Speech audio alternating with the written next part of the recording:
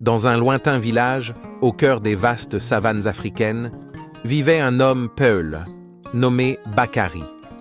Il avait 2 épouses, comme le permettait la tradition.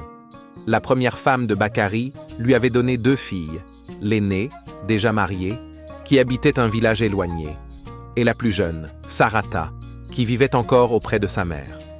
La seconde épouse, Saltiogo, n'avait pas eu d'enfant et nourrissait en secret de la jalousie envers la jeune Sarata, qu'elle voyait comme une rivale dans la maisonnée. Sarata était une fille joyeuse et insouciante, mais elle possédait un esprit indépendant qui la poussait souvent à désobéir aux conseils de sa mère.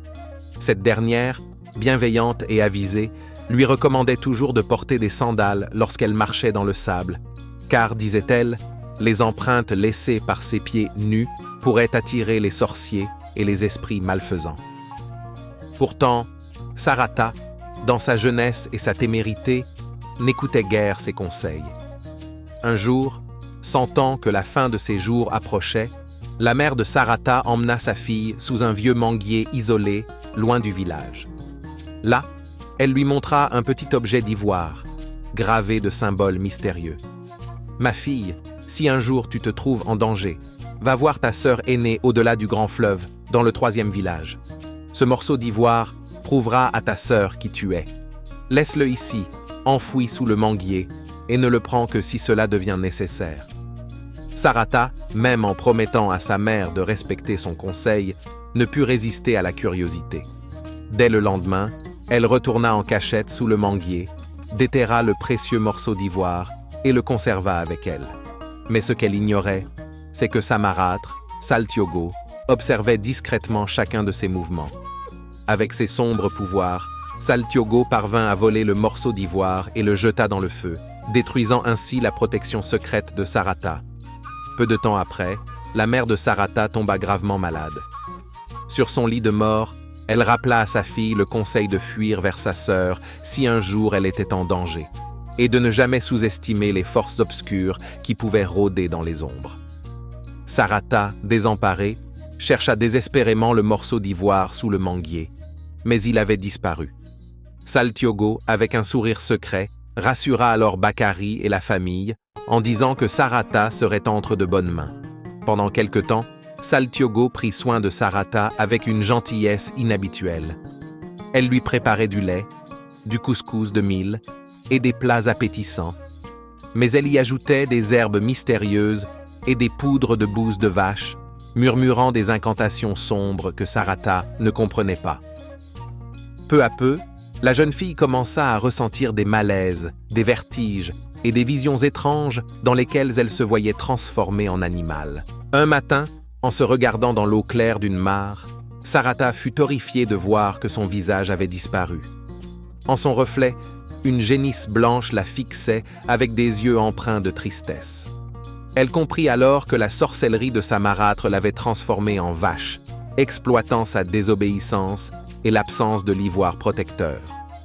Désormais condamnée à vivre comme un animal, Sarata se retrouva intégrée au troupeau de son père, qui croyait que sa fille était partie rejoindre sa sœur. Jour après jour, Sarata errait dans les champs, ruminant ses souvenirs et regrettant amèrement ses erreurs. Elle repensa aux conseils de sa mère, aux avertissements qu'elle n'avait pas écoutés, et se mit à pleurer, seule dans la savane, tandis que le troupeau se dispersait au loin. Mais un jour, le hasard la conduisit de nouveau près du vieux manguier sous lequel elle avait caché autrefois l'ivoire de sa mère.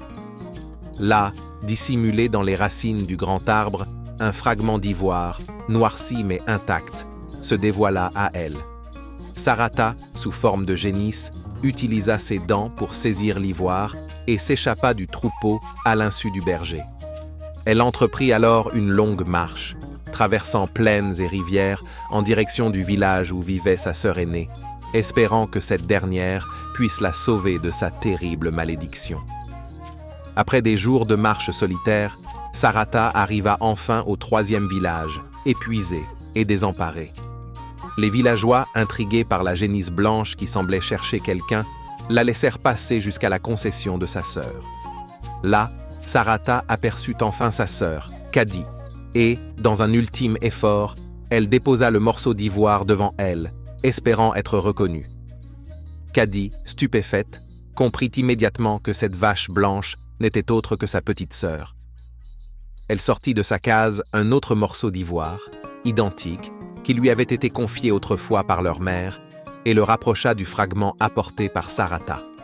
Les deux morceaux s'emboîtèrent parfaitement, formant un œuf d'ivoire d'une blancheur éclatante, et soudain, une lumière intense enveloppa la génisse.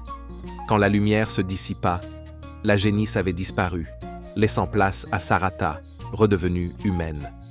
Elle se jeta dans les bras de sa sœur, en pleurs, remerciant les esprits bienveillants et regrettant amèrement sa désobéissance.